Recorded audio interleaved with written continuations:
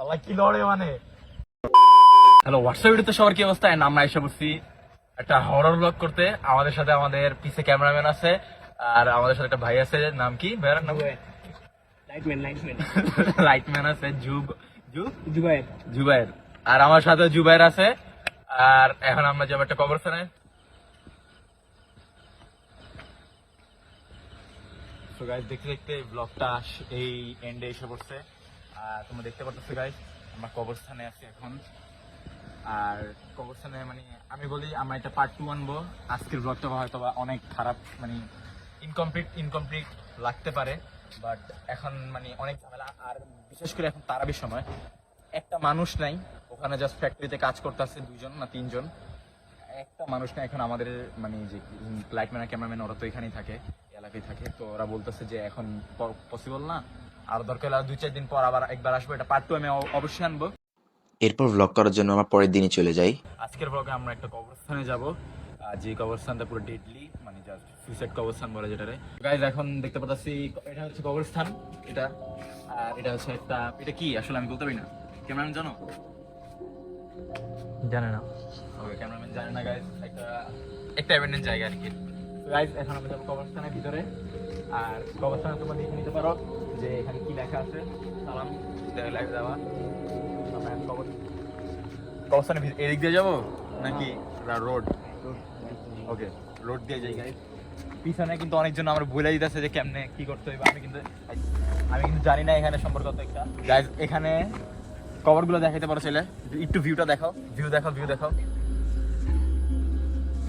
Guys. দেখছো যে এখানে একটা কবরস্থান আছে। কবরের ভিডিও করতে চাইতেছি না আমরা। আর আমার পাশে খাই আছে। তো গাইজ এখন আমরা সুপারি কয়েকটা গাছ দিয়ে যাইতেছি মাঝখানে। উপরে জিন থাকতে পারে, আমরা তাকাইতেছি না। গাড়িতে লাগবে, সাপও থাকতে পারে গাইজ এখানে। কোন জানা সাপ আমগুলো কি আছে, ব্যাংক দেখা গেছে। গাইজ তোমার দেখতে পাচ্ছ আশেপাশে একটু নেই, আশেপাশে দেখা কিছু নেই। আমরা কিন্তু কয়েকজনই আসছি। কালকে আসছিলাম আরো অল্প, কালকে আসছিলাম 2জন 3জন, মানে আমি বাদে 2জন। একজনের মানে কবরের সামনে চলে আসছি, যে আত্মহত্যা করছিল। তো গাইজ এখন আমরা বলবো আসসালামু আলাইকুম, কেউ কি এখানে আছেন? তো গাইজ আমরা ওই কবরস্থান থেকে চলে আসছি, যেহেতু আমরা 2জনই আসছিলাম।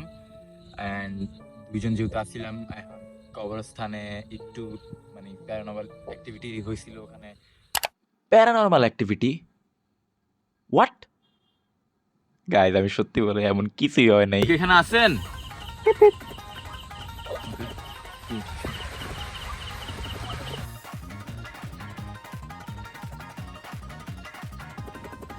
আমরা কি আমরা বাদে 3জন বাদে এখানে কেউ নাই না?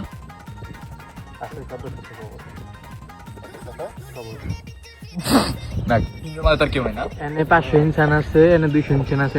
ওটির ভিতরে আছে, সোফার ফ্যাক্টরি জায়গা আর কি এটা। তো গাইজ আমরা ওখানে স্থানীয় বন্ধু যার সাথে আসছিলাম ওর সাথে জিজ্ঞেস করছিলাম কেন এটা সুইসাইড কবর বলে। আর গাইজ এইটা আমরা শুট করার জন্য 20 বার রিটেক নিয়েছিলাম। আমার বন্ধুটার চেহারা দেখে বারবার হাসি এসে পড়তেছিল, যার মধ্যে আমরা তোমার 2-4টা সিন দেখাই যে কি হয়েছিল। এখন আমার ব্যক্তির সাথে কথা বলে জানবো যে আসলে কি হয়েছিল, কেন হয়েছিল।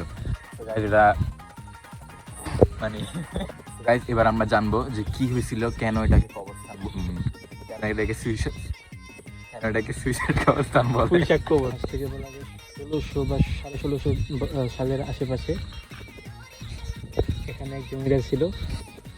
সেই জমিদারের একটাই মেয়ে ছিল, তারপরে তার কোনো সন্তান হয়নি।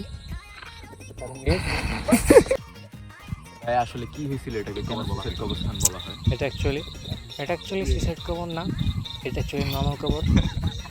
আই মাদার সাথে হাজার খেললি ভাই, তুই নর্মাল ভাই কত চেঞ্জ করে দিও।